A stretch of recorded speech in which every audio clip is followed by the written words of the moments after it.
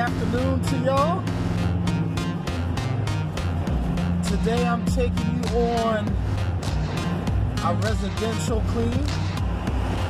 I will show you a couple of different things that I do when I do residential on certain homes. Not every home is going to be the same. You're going to run into a variety of different scenarios and different ways you can do different things. What the basic point you want to focus on is looking at the overall job, seeing what method you're going to use to get it done, and how long realistically it's going to take you to get it done, with the exception of counting every window up and charging by the window. You want to factor in, do you have to move furniture? Do you have to take out screens? Are the screens inside the window, or is it outside the window? How do they come out? You got to take all that into consideration, because screens can make or break you. And I'll be the first to tell you, I don't like messing around with screens. I prefer not to. So if they're user friendly or taking them out, then everything's great. In addition to that, I'm going to show you an over-the-top window above the door that has section windows. And I'm going to show you how to get it done without a ladder and wiping up and using a pole and everything. It'll be something to see, so stay tuned for that. What do you do when you price the job and then all of a sudden you jack it up 3 times the amount? Now, why would you do that? Why would you risk of jacking the price up 3 times the amount and risk the chance of losing a lifetime customer? Or as long as you do your job and they're happy type of customer? Well, here's the scenario. I grossly underestimate the residential game going into it. And before, I used to ask the customer how many windows they had. But usually the count is always off. Okay, so based on this customer's response, I charged accordingly. Now, I could have said I gave you an estimate over a phone.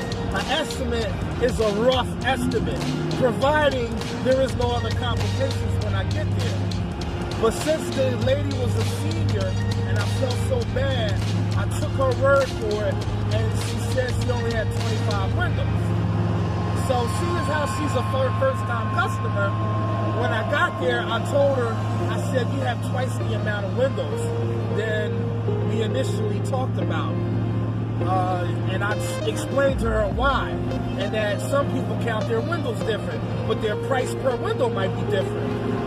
So I said, I'm going to stick to the price that I gave you because you're a first-time customer. And I don't like to change the price after I already gave you one. So we're going to stay on this price, but the price is going to change for next go-around. All right?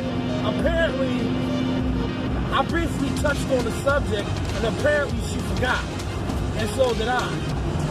So when she told me what town she lived in, I remembered. There's no way I did that house for $150, but it took me 5 hours to do. And yes, initially, in the beginning, I sure did. And I said, whoa, wait a minute. I said, I'm sorry, but I cannot do it for this price. The price is $350. Now, that's an obscene jump from $150 to $350. But it was worth every penny of it. And even then, some would say I gave her too much of a good deal. So when she says, I'll have to get back to you, I didn't really care if she did or not. You know why? Because I know my worth. And I know I did that house more than fair for her the last time, and I wasn't going to budge. So I'm pretty sure she checked around and got prices. They're going to do that.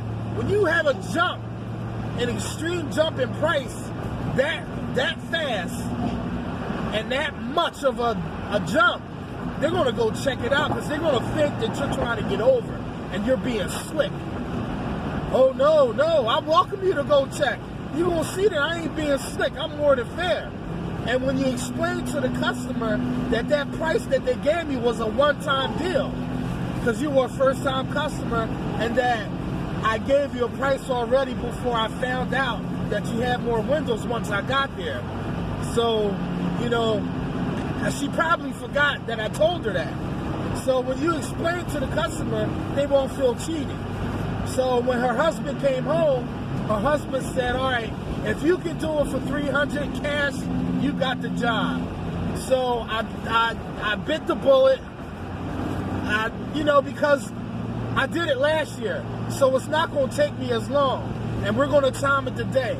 I have some different things that I'm doing on the house that I didn't have last year. So that's going to save me more time. In addition to that, the house was maintained within a year. Not like before when I came and it wasn't done for X amount of years. You get my picture? So sometimes after the second or third cleaning, you can come to grips or come to some type of arrangement with the customer and meet them halfway. $50 is not going to make or break me. It is, but it isn't. And it's not going to take me 5 hours. So realistically, I estimate 3 hours tops. And that's fair. I'm cool with $300. I'm cool with $100 an hour. 3 hours. That's about about what I want to be paid. And y'all got to figure out what y'all want to be paid per hour. All right? So that's what you got to need to focus on when you're going to approach in a residential. Starting off, some people may do things different. But I'm showing you how I started off. And don't do as I do, seek as I sought. Because it's kind of hard to price jobs over the phone because every customer almost always don't count the windows correctly. And you really got to see the job, lift up the windows, see how nasty those tracks are. Because sometimes it can take longer to clean out all that gunk out the tracks and the dirt than it is to actually clean the window. And the screens, fussing with the screens and getting them back in, it's really going to take more long sometimes than it takes to actually clean a window. So you got to factor out all these things and assume that all the windows are nasty. You just go check out a few windows. Don't do them all. Just check out a few. Because mostly all the screens are going to come out the same and the window tracks are going to be pretty nasty all the same. You just assume for the worst. Find the worst window with the worst seal and treat them all that way, all right? But that's how you do that. All right, Macafracka. Peace, peace, peace. Stay tuned for the next showdown of this residential clean, and I'll see you when we get there.